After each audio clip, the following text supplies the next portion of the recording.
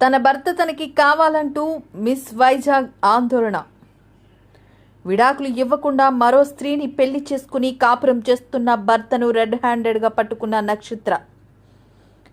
Miss Vizag నక్షత్ర ఎంట్రీతో shock అయిన భర్త తేజ. మరో స్త్రీతో రూమ్లో ఉండగా పట్టుకున్న మిస్ వైజాగ్ నక్షత్ర. 2017లో తేజాని ప్రేమించి పెళ్లి చేసుకున్న నక్షత్ర. ఇద్దరికీ 2013లో ఓ సినిమా షూటింగ్లో పరిచయం. మాజీ మిస్ వైజాగ్ నక్షత్ర. నా భర్త తేజ పబ్జీలో అమ్మాయిల్ని ట్రాప్ చేస్తాడు. రోజుకొక వర్జిన్ నాకు కావాలంటూ నన్ను వేధిస్తున్నాడు. ఇక్కడ వేరే అమ్మాయితో పడుకుంటే నేను రెడ్ హ్యాండెడ్గా పట్టుకున్నాను. 2017లో మాకు పెళ్ళయింది. నేవల్ డాక్యార్డ్లో సస్పెండ్ అయ్యాడు. వాళ్ళు నా మీద తప్పుడు కేసులు పెట్టారు. కేసు కోర్టులో ఉంది. ఇది నా ఆఫీస్, ఇల్లు కాదు. ఇది సినిమా ఆఫీస్. అమ్మాయి సినిమా ఆడిషన్కి వచ్చింది.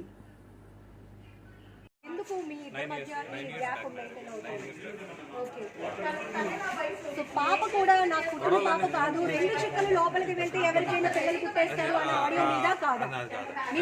నాకు తెలియదు ఏది ప్లే చేస్తారో. నాదో కాదు, నేనైతే అలా మాట్లాడలేదు. As per my knowledge. ఒకవేళ నేనే మాట్లాడాను అనుకుంటే ఐ హావ్ టు. నేను వినిపించిన కొన్ని అమ్మాయి మాకు అంటే పోలీసులకి మీడియా కూడా కొన్ని వాయిస్ రికార్డ్స్ పంపించింది. బట్ అమ్మాయి ఇచ్చింది అని చెప్పేసి మేము ఏది పడితే అది ప్లే చేయం. బట్ ఇది మీరు అవునా కాదా అనేది మాకు కూడా మీరు ఒక క్లారిటీ. మీరైతే కాదు అంటున్నారు. ఇప్పుడేందుకు మీ భార్య మీ పైన ఎందుకు ఎలిగేషన్స్ చేస్తుందని మీరు అంటున్నారు? దేనికోసం ఎలిగేషన్స్ కి రీజన్ ఉంటుంది సార్. కక్ష సాధింపండి. ఇప్పుడు మీరు చెప్తున్నారు కదా తను డబ్బులు డిమాండ్ చేస్తుందని. మీరు ఇప్పుడు రీసెంట్ గా డొమెస్టిక్ డిపార్ట్మెంట్ ఉంది, women welfare department, family government. They called us for a counselling. ఆ కౌన్సిలింగ్ లో నన్ను అడగడం జరిగింది, నీకేనా కలుస్తాను? నేను కలుస్తాను. అదే క్వశ్చన్ ఆవిడని అడగడం జరిగింది. నాకు 3 కోట్లు ఇస్తాను, నేను ఆయన వదిలేస్తాను, ఆయన నచ్చిన సినిమాలు చేసుకోవాలి. లేకపోతే ఒక్క సినిమా కూడా చేయలేను. నేను మీడియాకి వెళ్తాను, అతను పరువు తీస్తాను అని డైరెక్ట్ గా పోలీస్ స్టేషన్ లో ఉమెన్ వెల్ఫేర్ డిపార్ట్మెంట్ లో ఆవిడ మాట్లాడినట్టు మీరు వెళ్ళి వాళ్ళని enquiry. This is already evidence ఏమైనా ఉన్నాయా? ఇప్పుడు ఆ అమ్మాయి చాలా ఎవిడెన్స్ చూపిస్తుంది. ఇప్పుడు తను ఉమెన్ వెల్ఫేర్ వాళ్ళతో కలిసి మిమ్మల్ని డబ్బులు డిమాండ్ చేసిన ఉమెన్ వెల్ఫేర్ వాళ్ళతో కలిసి కాదండి, వాళ్ళు కలపడానికి పిలిచారు. వాళ్ళ ముందు ఆ మాట ఎప్పుడైతే అన్నారో మిమ్మల్ని కలపలేమంటే మీరు కోర్టులో చూసుకుంటాం, వాళ్ళు పంపించేస్తారు. మీ దగ్గర అదేమైనా ఉన్నాయా ఎవిడెన్స్? పోలీస్ స్టేషన్ లో మాట్లాడిన దానికి, వెల్ఫేర్ డిపార్ట్మెంట్ లో మాట్లాడిన దానికి ఏం కాదండి. నేను మిమ్మల్ని క్వశ్చన్ అడుగుతాను, can Disha police B influenced? ఏమో అంటే మీపైన అభియోగాలు వచ్చాయండి. మీపైన అభియోగాలు వచ్చాయి. మీ భార్య అంటే చెప్పి ఆరోపణ ఎలిగేషన్ అది అలా అడగండి. ఇన్ఫ్లుయెన్స్ చేశారు అంటా అండి, your passing statement. It's not wrong, that is wrong. మీరు వాళ్ళని అడగండి, మీకు డబ్బులు ఇచ్చారా తేజ, ఇన్ఫ్లుయెన్స్ చేశారని అడగండి. వితౌట్ మై నోటీస్ నన్ను స్టేషన్కి కూడా పిలకుండా నా మీద ఎఫ్ఐఆర్ చేయడం జరిగింది. ఇన్ఫ్లుయెన్స్ చేస్తే అట్లా జరుగుతుంది. నన్ను పోలీస్ స్టేషన్ కూడా పిల్ల, నేను హైదరాబాద్ షూటింగ్ లో ఉన్నాను, సడన్ గా ఎఫ్ఐఆర్ అయిపోయింది అన్నారు. మీరు బెయిల్ తీసుకోకపోతే మీరు అరెస్ట్ అవుతారని కూడా అన్నారు. నేను నా ఇన్ఫ్లుయెన్స్ ఉంటే నాకు తెలియకుండా నా మీద డైరెక్ట్గా అరెస్ట్ అని నాకు పిలిచి చేశారా అని కూడా అడగకుండా ఎఫ్ఐఆర్ ఫైల్ అయ్యింది. అడిగితే దిశ రూల్ అండి అన్నారు. I don't know Disha rule. మీ ఇద్దరి మధ్య ఎందుకు గ్యాప్ వస్తుంది? ఎందుకంటే మీరు already love cum arranged marriage అని నక్షత్రం జనరల్ వైఫ్ అండ్ హస్బెండ్స్ ఉండేదండి అనుమానం. అంటే ఒక కారణం ఉంటుంది. ఇంత పెద్ద స్థాయిలో ఇప్పుడు ఒక భర్తను ఎవరు వీధికి వేర్చడానికి ఎవరు డిసైడ్ అవ్వరు. సో దట్ మీరు ఎందుకు అనుకుంటున్నారు? మీ ఆస్పెక్ట్ లోనే చెప్పండి. మీరు చెప్పండి. 4 years బ్యాక్ విడిపోయామండి.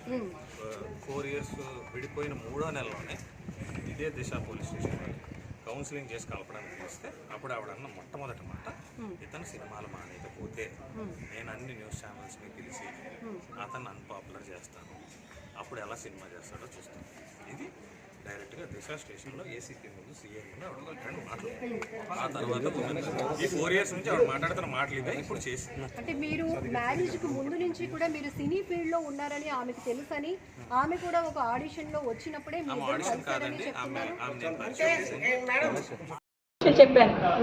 సార్ ఏంటి ఇలా అవుతుంది, నిజమేనా? ఊరుకున్నమ్మ మీ ఆయన అలాగే మాట్లాడతాడని చెప్పాడు ఆయన. పూర్ణగానే ఎలా రియాక్ట్ అయ్యారు ఈ విషయంలో? లేదు సార్, అడగలేదు. పూర్ణ వరకు ఆ విషయం ఎందులో లేకుండా తెలియదు. పూర్ణ నన్ను రమ్మని చెప్పిందని చెప్పి నాతో డైరెక్ట్ చెప్పారు. సినిమాకు సంబంధించిన అలా చేయొచ్చు కదా, వైఫ్ కానప్పుడు అలా చేయకూడదు కదా. ఇప్పుడు అమ్మాయి సారా ఆ అమ్మాయిది గోదావరి రాజమండ్రి ధవళేశ్వరం బ్రిడ్జి దగ్గర. మీడియా అందరి ముందు సారా అని పేరు చెప్తోంది, ఇక్కడ ప్రాజెక్ట్ జరుగుతోంది, నేను వచ్చాను అంటున్నాను. వంశీ ధర్మజ్ఞ అమ్మాయి పేరు. సార్ ఇక్కడ సార్ చెప్పండి సార్. సార్ అబ్బాయి అవి మీడియాలో ఉన్నాయి కదా మేడం. షీజ్ మై వైఫ్ అని పరిచయం చేశాడు అందరికీ. ఎక్కడ అకామిడేషన్ ఏంటి సార్? ఆఫీస్ రూమ్ కి సంబంధించిన ఏమి ఉన్నాయి అక్క చెప్పండి. ఆఫీస్ కి సంబంధించి ఇప్పుడు ఒక మీడియా ఆఫీస్ అనుకోండి, 4 కెమెరాలు 4 మైకులు ఒక జర్నలిస్ట్ ఉంటారు. మరి అది ఏ ఆఫీస్ అని ఉన్నదండి? ప్రాసిక్యూషన్ ఆఫీస్ అది. చెప్పండి సార్. ఎలా చెప్పారు? అపార్ట్మెంట్ మొత్తానికి వైఫ్ అని ఎలా చెప్పారు? అదొక్కటి ప్రూవ్ చేయమనండి. వాచ్మెన్తో మాట్లాడు.